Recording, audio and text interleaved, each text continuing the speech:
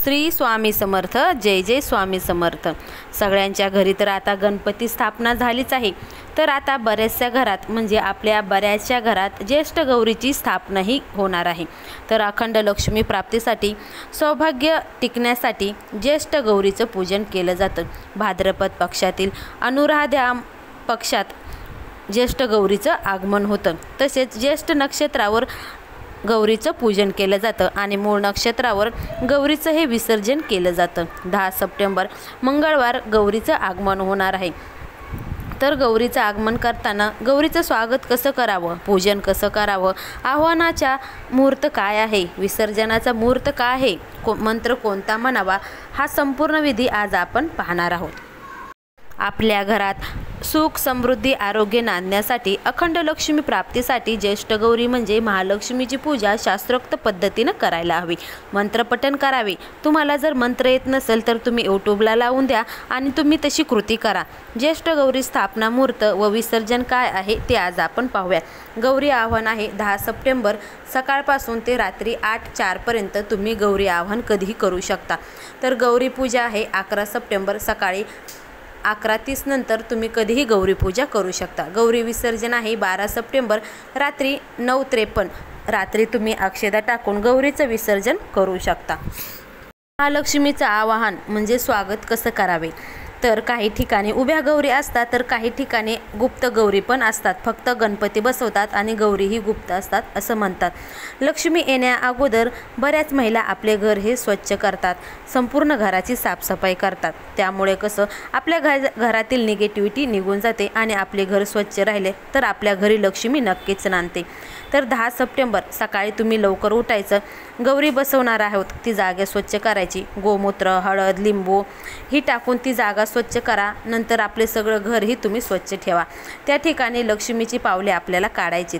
लक्ष्मी जिथून येणार आहे तिथपर्यंत आपल्याला लक्ष्मीची पाऊल काढून घ्यायची। त्याच्यावर नंतर हळदी कुंकू टाका। आता काय करायचे, प्रथम एका ताटात आपल्याला तांदूळ भरून त्यात मुखोटे ठेवायचे। मुखोटे ठेवल्यानंतर त्याच्यावर तुम्ही एक पिसाने तुम्ही मुखोटे झाकून घ्या।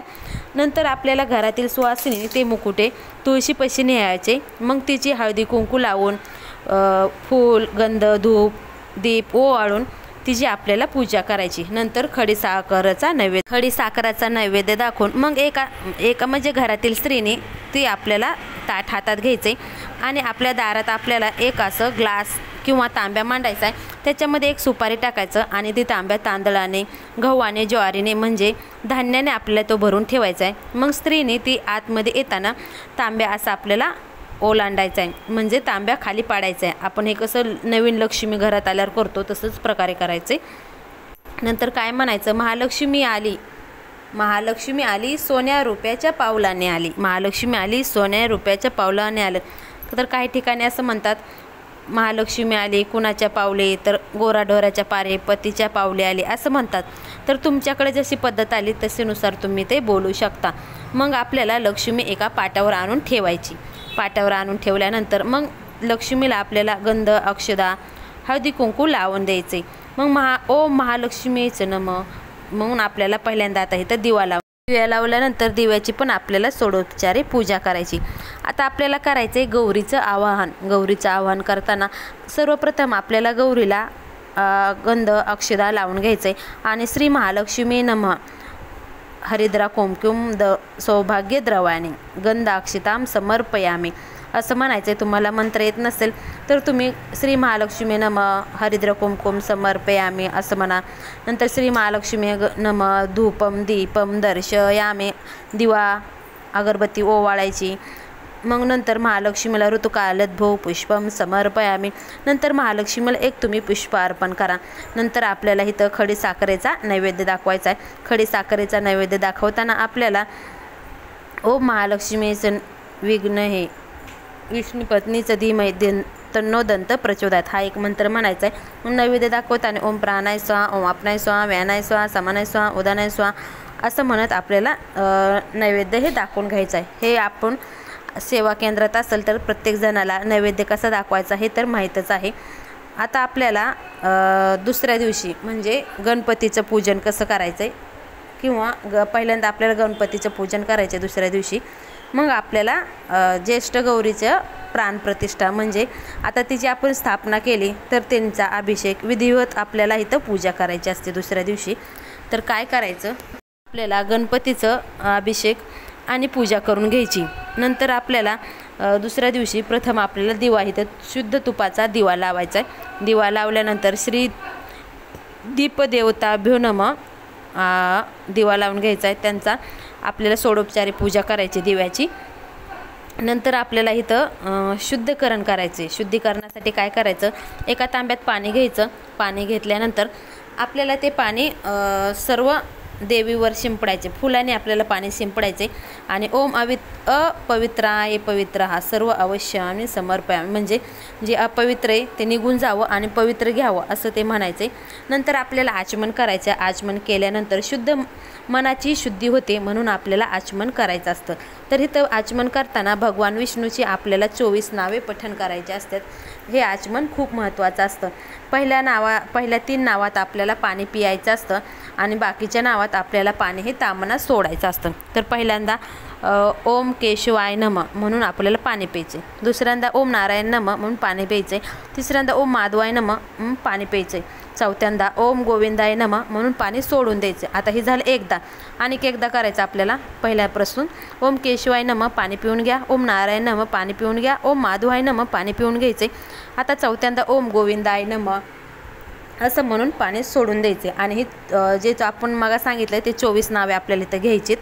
नंतर काय करायचं, नंतर आपल्याला गायत्री मंत्र म्हणायचा आहे आणि आपल्याला सर्व देवाला पूजेसाठी इथं आवाहन करायचे. तर आता पूजेसाठी आवाहन करताना आपल्याला सर्वप्रथम आपल्याला इथं गायत्री मंत्र म्हणून घ्यायचा आहे. गायत्री मंत्र म्हटल्यानंतर आपल्याला आपल्या ओम कुलदेवताभ्यो नमः सर्व देवांना आवाहन करायचं आहे. ओम पितृदेवताभ्यो नमः, ओम मातृदेवताभ्यो नमः, ओम कुलदेवताभ्यो नमः, ओम वास्तुदेवताभ्यो नमः, ओम ग्रामदेवताभ्यो नमः असं म्हणून आपल्याला सर्व देवी देवतांना पूजेसाठी आवाहन करायचं आहे. नंतर आपल्याला पूजेचा संकल्प करायचा आहे. एका हातात उजव्या हातात आपल्याला पळीभर पाणी घेऊन त्यात हळद कुंकू अक्षदा फुलं घेऊन महालक्ष्मीचं आपल्याला आवाहन करायचं आहे. आवाहन करताना काय म्हणायचं, मम आत्मन सकल शास्त्रन पुराणोक्त फल प्राप्त्यर्थ श्री महालक्ष्मी देवताभिप्रीत्यर्थम अस्माक सर्वेशा सकल कुटुंबांना क्षेमथैर्य अभय आयु आरोग्य ऐश्वर्य अभिवृद्ध्यर्थ समस्त मंगल वापरता आद्य शुभयोगे शुभ करणे भाद्रपद मासे प्रतिवार्षिक विहितम यथा ज्ञानेन यथा मितिलोपारच्य श्रीश्रेष्ठ गौरी पूजन करिष्ये. आपल्याला इथं आपण काय म्हणलं, आपल्या घराला कुटुंबाला आरोग्य आयुष्य आरोग्य लाभो हीच माझी तुमच्या चरणी प्रार्थना. म्हणजे मी आता संकल्प करते की तुम्ही माझ्या कुटुंबांना निरोगी ठेवावे असं म्हणून ते आपल्याला पाणी तामनात सोडून द्यायचे. नंतर आपल्याला जमिनीला स्पर्श करायचा आणि भूतानी पिशाचा सर्वतो दिशाना. मग आपल्याला कलश पूजायचा आहे. कलश पूजताना श्री कलशाय नमः कलश पूजार्थार्थे गंधाक्षदाय समर्पयामी धूपम दीपम समर्पयामी ऋतुकालद्व पुष्पमयानी असं म्हणून आपल्याला कलश पूजन करायचे. आता झालं महालक्ष्मीचं पूजन आता हे झालं आपल्याला पूजन. आता महालक्ष्मीचं पूजन करायचे. महालक्ष्मीचं पूजन करताना अगोदर ओम महालक्ष्मी विघ्ने विष्णुपतीच्या धीमहि तन्नो लक्ष्मी प्रचोदयात असं म्हणायचे. मग नंतर ओम श्री असो प्राण हा मंत्र म्हणून पाणी सगळ्या घरात शिंपडून द्यायचे. शिंपडून दिल्यानंतर पहिल्यांदा आपल्याला महालक्ष्मीला हळद कुंकू वाहून घ्यायचे. ओम महालक्ष्मीच्या विघ्ने हरिद्र कुंकुम सौ अक्षताय समर्पयामी हळदी कुंकू लावून घ्यायचे. ओम महालक्ष्मी विघ्ने गंधा पुष्पम ऋतुकालद्वौ पुष्पम समर्पयामी. महालक्ष्मीला तुम्ही पुष्प इथं अर्पण करू शकता. नंतर मग महालक्ष्मीची विघ्ने धूपम दीपम समर्पयामी असं म्हणून महालक्ष्मीला तुम्ही धूपन दीपम ओवाळून घ्या. नंतर आपल्याला इथं नैवेद्य दाखवायचा आहे. तर महालक्ष्मीचा दुसरा दिवस आहे तर गोड नैवेद्य म्हणजे पुरणाचा नैवेद्य या दिवशी दाखवला जातो. मग पुरणाचं ताट तुम्ही देवाला कसं वाहता, एक आपल्याला चौरस करायचा आहे. तो पूर्ण पाण्याने भरीव चौरस करून आपल्याला पहिल्यांदा एक तुळशीपत्र घ्या.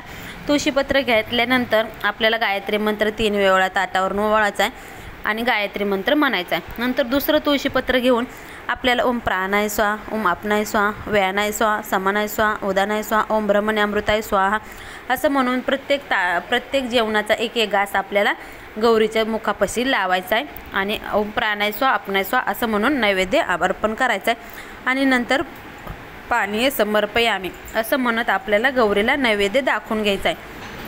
नंतर मग गौरीचं तोंड ही स्वच्छ आपल्याला एका रुमालाने पुसून घ्यायचं आहे। नंतर श्री महालक्ष्मी नमः पादुभे नमः पादे समर्पयामी, मग महालक्ष्मीचा आपल्याला पायही पुसून घ्यायचं आहे। नंतर काय करायचं आहे आपल्याला आता अभिषेक करायचा आहे। अभिषेक करायचा म्हणजे काय आपल्याला इथं सूक्त श्रीसूक्त वाचून घ्यायचे आपल्याला, म्हणजे काय होईल तर गौरीची आपल्याला पूजा करणं होईल, म्हणजे शास्त्रोक्त पद्धतीने आपल्याला गौरीची पूजा करता येईल।